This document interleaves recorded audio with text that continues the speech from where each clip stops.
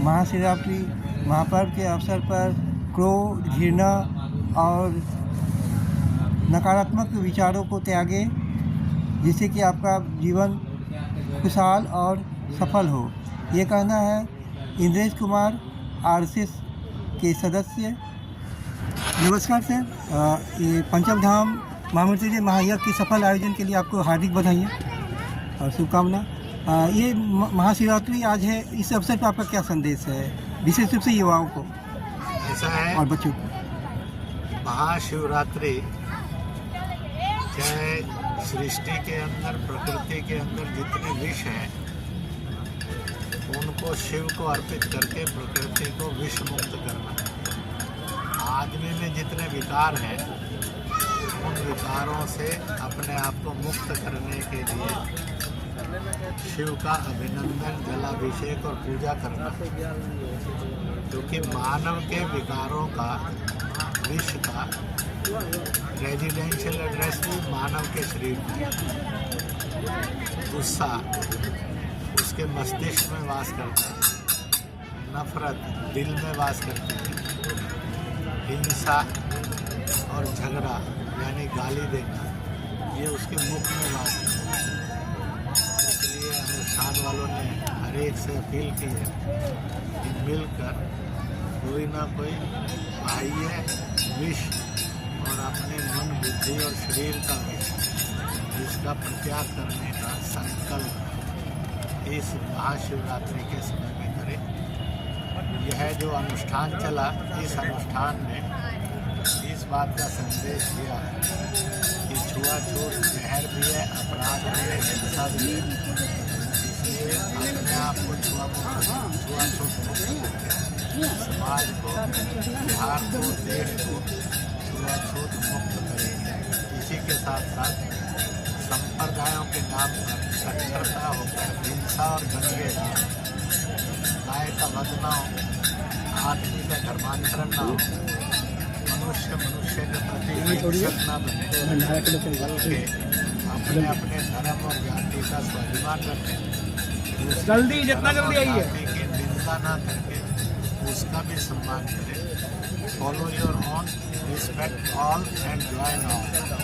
यह एक प्रमुख संदेश बिहार की एकता, एकात्मता, उसके दंगा मुक्ति, उसके छुआछूत मुक्ति, प्रदूषण मुक्ति, नारी शोषण से मुक्ति, गरीब दुखी कमजोर से और प्रताड़ना से मुक्त, ऐसा सुंदर बिहार बनाने का एक संकल्प लोगों ने लिया है। इसी के साथ साथ अंत में एक पावन संदेश दिया है। प्रभु राम ने लक्ष्मण के द्वारा पूरी प्रकृति, सृष्टि और ब्रह्मांड को, जगत को संदेश दिया था। जननी जनक स्वर्गादि गृह्यसे। जननी यानी जन्म देने वाली माँ, जिससे हम पैदा हुए हैं। जन्मभूमि जो जन्मने से लेकर मृत्यु तक हमारा पालन पोषण संरक्षण करती है, वह मातृभूमि, जन्मभूमि भारत माँ। और इसलिए माँ और भारत माँ का रूप के रूप में एक औषधीय उत्पत्ति हुई है। 5 बार उसका प्राणायाम करके सबने रिजल्ट हासिल किया, विकार मुक्त हुए और मन में शांति और सुख आया। इसलिए माँ की सेवा और रक्षा, सम्मान और भारत माँ की रक्षा, उसके लिए शिक्षा, उसके लिए समृद्धि और उसके आधार पर इस देश को महान बनाने का संकल्प लिया।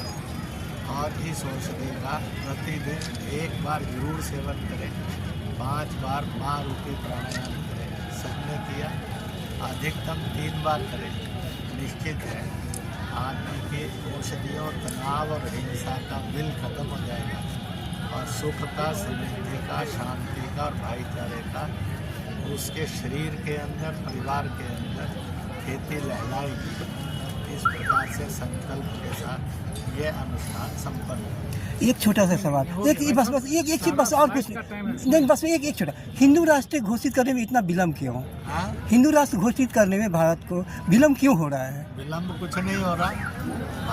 आर्य राष्ट्र, हिंदू राष्ट्र, भारत राष्ट्र, इंडियन नेशन, हिंदुस्तानी राष्ट्र था, है, और इसका कोई संकट नहीं है।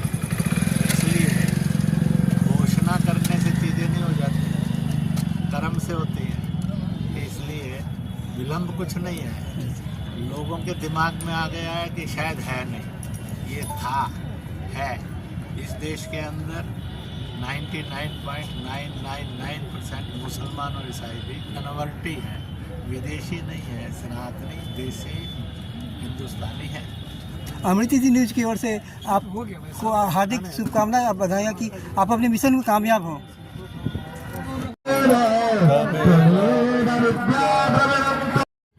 महाशिवरात्रि महापर्व के अवसर पर सभी को हार्दिक शुभकामनाएं।